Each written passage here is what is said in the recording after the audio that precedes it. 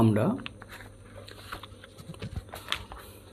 আজকে পড়ব রাস্কিন বন্ডের লেখা the night train at Deuli.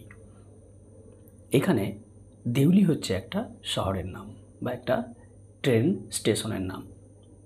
এটা লিখেছেন রাস্কিন বন্ড, আগেই পড়লাম আমরা। তবে এইখানে যদি তিনটা জায়গাকে মনে রাখা যায় তাহলে কিন্তু সমস্ত প্রশ্নের উত্তরগুলো কিন্তু হয়ে যাবে। প্রথমত দিল্লি, মানে যেখানে লেখকের বাড়ি অর্থাৎ লেখক থাকতেন। আরেকটা হচ্ছে দেহরা, যেখানে তিনি গরমের ছুটি কাটাতে যেতেন তার দাদির বাড়িতে।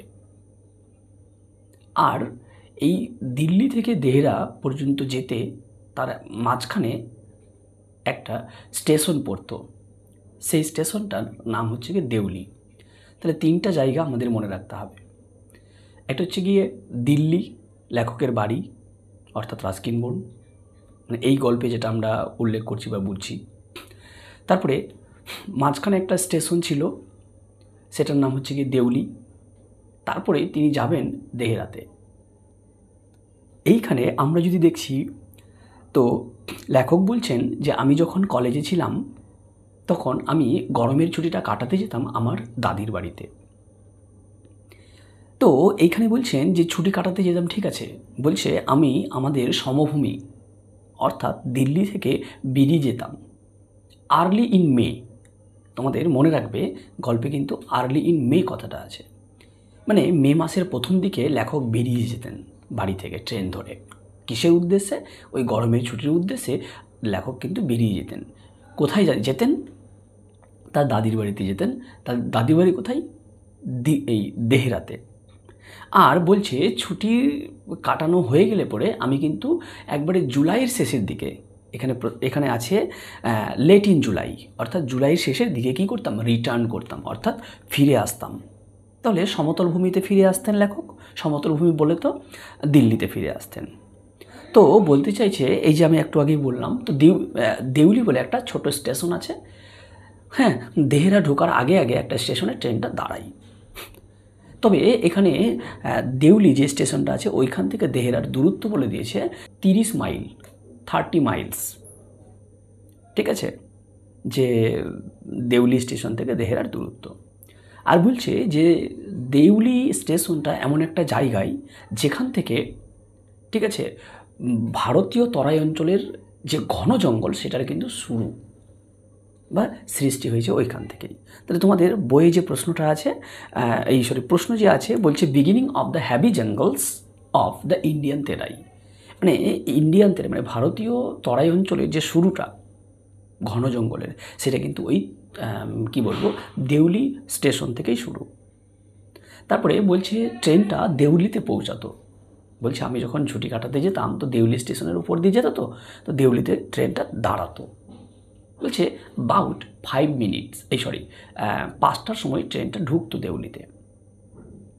ঠিক আছে, আর কোন সকাল 5টার সময় ঢুকতো, মনে রাখতে হবে। তবে বলছে যে ওইখানে যে ট্রেন স্টেশনটা ছিল দেউলি, সেই দেউলিতে স্টেশনটা আলোয় আলোকিত থাকতো। ঠিক আছে, electric bulbs and well lamp, এই দুটো জিনিস দ্বারা আলোকিত থাকতো। হ্যাঁ, তারপরে যদি আমরা দেখি যে স্টেশনের পাশে যে জঙ্গলগুলো রয়েছে, সেই জঙ্গলগুলো হালকা ভোরের আলোয় আলোকিত থাকতো।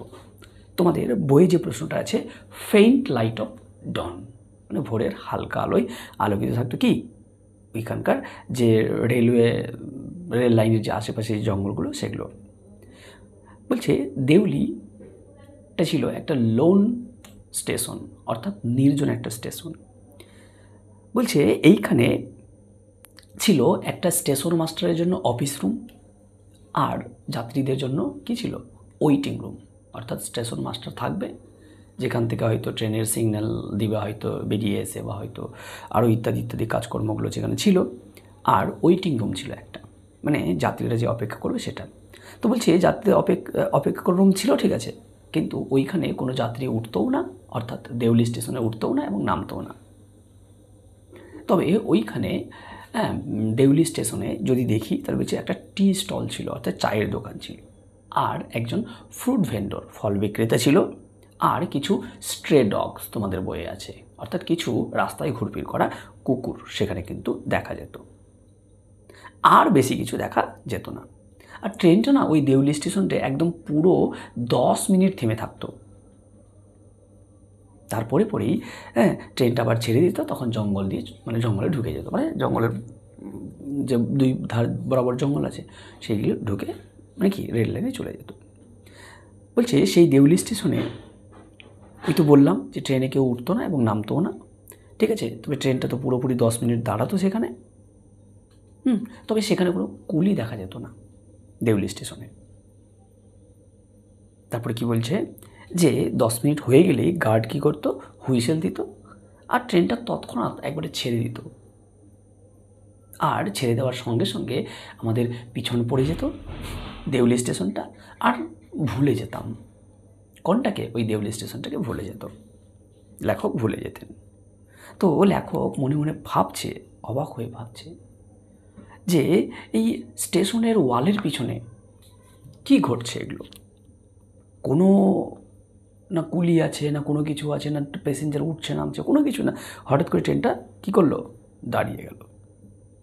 তখন লেখক কিন্তু দুঃখ অনুভব করত আর মনে মনে একটা শপথ নিত যে কেউ এই স্টেশনে নামতে চায় না, তবে আমি একদিন এই স্টেশনে নামবো এবং সারা দিনটা কাটাবো, অর্থাৎ দেউলি স্টেশনে কাটবে নামবেন লেখক।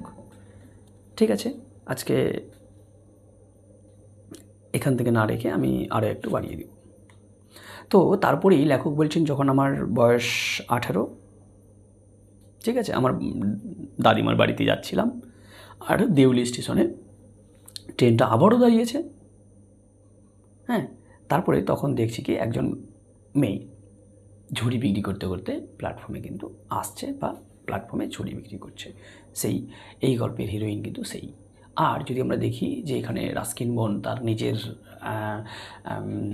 যে জীবনের ঘটনাগুলোকে এখানে তুলে ধরেছেন, সেটাই কিন্তু এটাকে আমরা সেমি অটোবায়োগ্রাফিক্যাল স্টোরি বলতে পারি। কারণ দেখবে যে এই ঘটনার বেশ অটোবায়োগ্রাফি কোনটাকে বলবো, নিজের জীবনীকে লেখা হচ্ছে অটোবায়োগ্রাফি, কিন্তু সেমি অটোবায়োগ্রাফি বলতে আমরা বোঝাবো বা বলবো যে রাস্কিন বন্ডের লেখা বা রাস্কিন বন্ডের জীবনের চারিত্রিক গুণ কিছু আমরা কিন্তু দেখতে পাচ্ছি এইখানে, কিছু কিছু ঘটনা, সম্পূর্ণটাই কিন্তু আমরা বলবো না। ওকে, থ্যাংক ইউ।